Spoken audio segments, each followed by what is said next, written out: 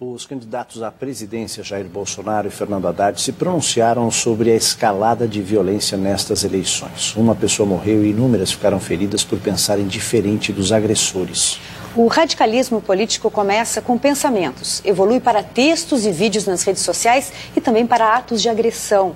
A intolerância não faz parte da nossa democracia. A Constituição assegura a liberdade de expressão. Ano sim, ano não, o mês de outubro é dominado por um tema: política. O pessoal quer impor, é muito complicado. As redes sociais, cada vez mais presentes em nossas vidas, além de trazerem muita desinformação, dão uma falsa impressão de que se pode dizer qualquer coisa sem consequências. Junta o fato de que nós brasileiros, de fato, não somos pacíficos, tem uma quantidade de pessoas incrível que reprime a sua autoviolência em nome de um contexto cultural que tenta impedir isso, mas quando você tem uma situação que permite esse afloramento, ele vem. E a violência física é um desdobramento dos discursos de ódio. No dia 6 de setembro, o candidato à presidência pelo PSL, Jair Bolsonaro, sofreu um atentado à faca durante comício em Juiz de Fora.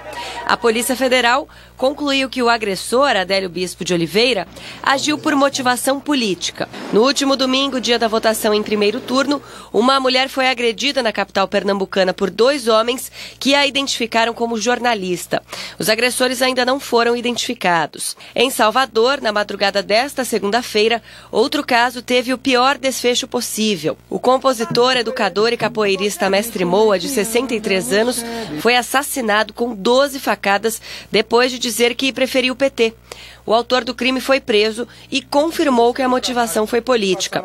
Também na segunda, uma jovem registrou o boletim de ocorrência depois de ser agredida e marcada com uma suástica nazista na barriga em Porto Alegre. Ela usava uma camiseta com a frase "Ele não". A Agência de Jornalismo Investigativo Pública é uma das entidades que começou a monitorar os casos. Feito em parceria com a Open Knowledge Brasil e a Rede Internacional de Conhecimento Livre, o levantamento mostra que apoiadores de Bolsonaro fizeram pelo menos 50 ataques em todo o país. As agressões feitas por apoiadores de Fernando Haddad foram 6, de acordo com os números divulgados até hoje de manhã. Os resultados são apresentados de forma espontânea e checados pela equipe da agência pública. Os crimes foram cometidos em 18 estados e no Distrito Federal nos últimos 10 dias. O candidato do PSL, Jair Bolsonaro, usou as redes sociais para falar do assunto. Em mensagem de texto, diz que dispensa voto e qualquer aproximação de quem pratica violência contra eleitores que não votam nele. O candidato do PT, Fernando Haddad, falou sobre o assunto em entrevista à imprensa. Nós estamos conversando com todas as forças que queiram conter a barbárie, que está em escalada no país.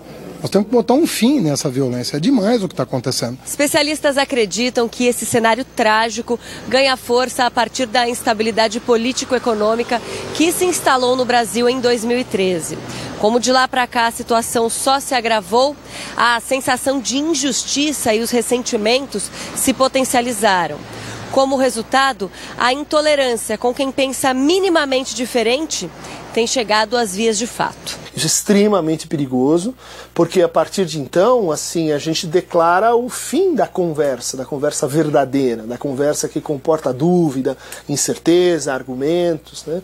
A gente vai passar para uma atitude em que ou o outro, ele é um duplo de mim mesmo, ele ecoa o que eu estou pensando, ele é um espelho para os meus valores, ou ele não merece existir. Num país polarizado entre esquerda e direita, é bom lembrar que a história ensina as consequências de atos criminosos nos 2 extremos. Na Alemanha de Hitler ou na União Soviética de Stalin, milhões morreram pelo mesmo caminho. Uma analogia que se pode fazer com os regimes totalitários anteriores, você pegar o nazismo, por exemplo, né, havia, mesmo antes da consolidação do regime, a juventude hitlerista, que era uma juventude que se organizava e praticava atos talvez não tão violentos, ou até, sim, violentíssimos, né, contra judeus, contra homossexuais, contra pessoas que eram classificadas como aqueles protótipos que deveriam ser eliminados ou apartados da sociedade. Então nós temos alguns paralelos, sim. A vigilância do próprio regime soviético também, que é bom a gente lembrar. Esse professor do Instituto de Psicologia da USP explica que o caminho para a liberdade de expressão democrática sem retaliações é o respeito e a humildade. Como é que a gente retoma, portanto, e reingressa, portanto, na conversa? Começando a escutar mais. Né? Escutar, e para escutar a gente precisa autorizar a gente mesmo, nossa capacidade de ficar em dúvida. Não? Porque quando a gente está muito assim, oprimido pelo desalento, sem emprego, sem saber qual é o futuro, a gente se torna uma presa fácil para convicções simples. E a gente precisa superar esse estágio assim, infantil, né, de entendimento do que é uma conversa e começar a introduzir na nossa conversa incertezas. Né?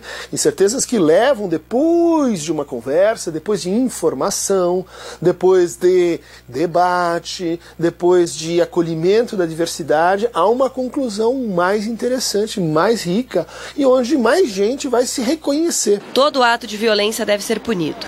Os que têm origem na intolerância política de qualquer lado merecem ainda maior atenção porque se destinam a amedrontar e controlar o debate político e podem prejudicar a democracia.